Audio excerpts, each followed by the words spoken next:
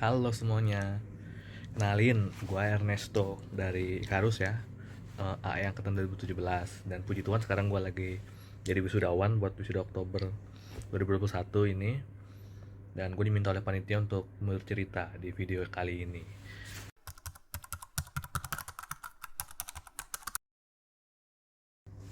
Cerita pertama ini adalah request dari panitia.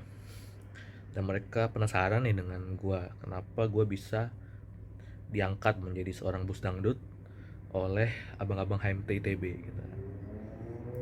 Gua yang KMPN menjadi bos dangdut oleh abang-abang HMTTB gitu kan, bisa membingungkan gitu kan. Nah jadi ceritanya cukup panjang ya, cuman sangat terbatas waktu kita. Jadi gua singkat saja. Jadi gua intinya dulu tuh sangat tertarik sama budaya-budaya HMJ di ITB.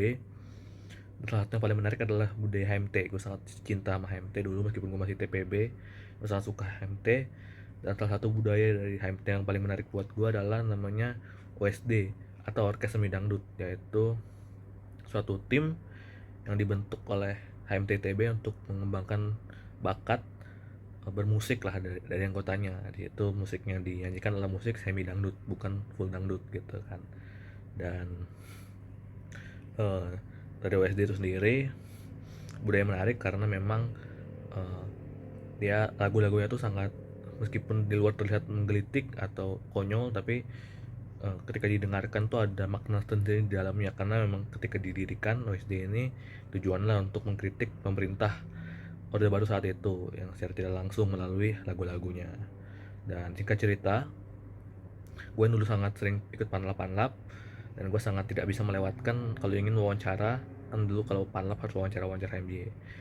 Nah di situ HMJ yang paling gue seneng wawancara adalah HMTTB. Nah dan suatu hari ketika gue ingin wawancara HMTTB untuk sudah Juli 2018, gua diajak tuh, eh, syaratnya tuh adalah harus ikut dulu kegiatan mereka sebelum bisa wawancara, karena si abang-abang yang diwawancara ini ikutan acara dulu gitu kan.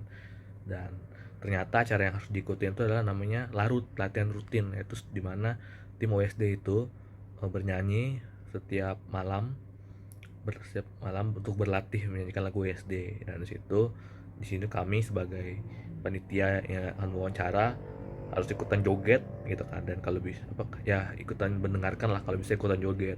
Dan gua yang sangat senang dengan HMT dan sangat senang dengan OSD sangat tertarik dengan hal itu gitu kan. Gua tidak bisa melewatkan hal-hal ini dan gua akhirnya pun bernyanyi, ikutan berjoget.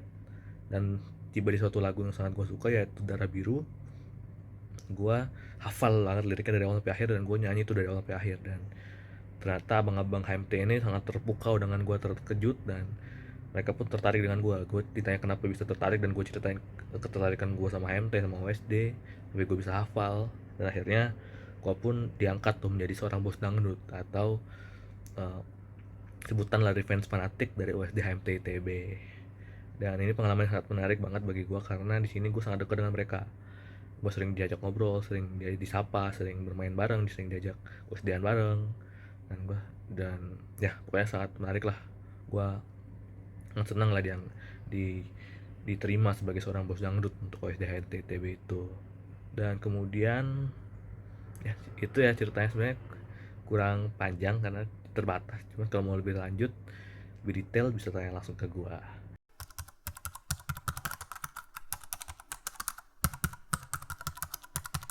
Oke, cerita kedua ini cerita bebas ya. Apapun itu yang menurut gua tidak terlupakan dan menarik.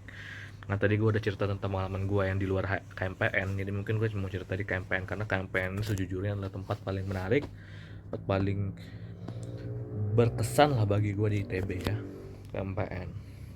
Dan di tempat ini banyak sekali pengalaman yang gue alami, banyak juga ceritanya. Mungkin banyak cerita juga dia diceritakan turun temurun ya ke kalian, angkatan kalian. Cuman satu yang paling gue senang dan ingin gue ceritakan adalah gimana gue menjadi seorang klakson, atau sebutan dari ketua pelaksana Sonic. Ya, kalau kalian tidak tahu, Sonic itu adalah uh, osjur KMPN ya, osjur teknik dirgantara. Di sini pengalaman sangat menarik sekali karena banyak hal yang gue pelajari di sini. Kan gue memang awalnya berniat menjadi klakson karena gue yang budiakan kebaikan dari KMPN, angkatan atas, dan juga angkatan gue sendiri kepada gue, karena meskipun gue sudah jadi beban ketika Sonic, tapi gue ternyata masih diterima oleh mereka dan masih diberikan kesempatan untuk berkembang di sini. Dan ketika gue menjalani Sonic ini sendiri, ketika gue menjadi klakson, sangat banyak pengalaman tak terlupakan, apalagi ini pengalaman gue sebagai ketua pertama kali di ITB. Sini gue menjadi lebih dekat dengan angkatan gue yang awalnya gue nggak kenal, gara-gara gue sama-sama panitia dengan mereka, gue jadi kenal dengan dekat dengan mereka. Dan gue pun juga bisa mengetahui banyak hal yang diperlukan untuk menyusun suatu kegiatan ya seperti Sonic ini, karena meskipun banyak kendala ya di sini, ada banyak komunikasi, konflik lah, ada selek-selekan lah, apa-apa itulah, antara gua dengan panitia, antara gua dengan BPP sebagai pengawas, antara gua bahkan dengan dosen pun yang waktu itu sangat concern terhadap osjur-osjur seperti ini.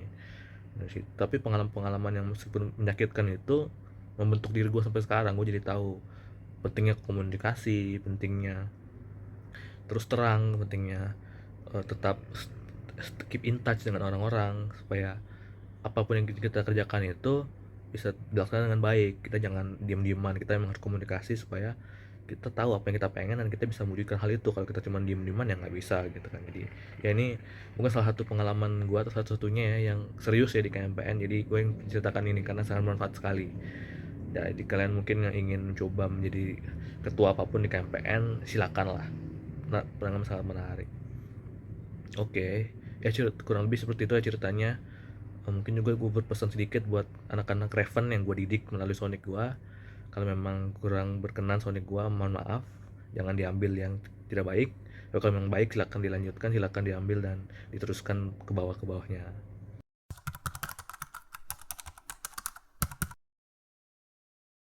Oke, terakhir gue diminta untuk ngasih kesan-kesan kepada kalian.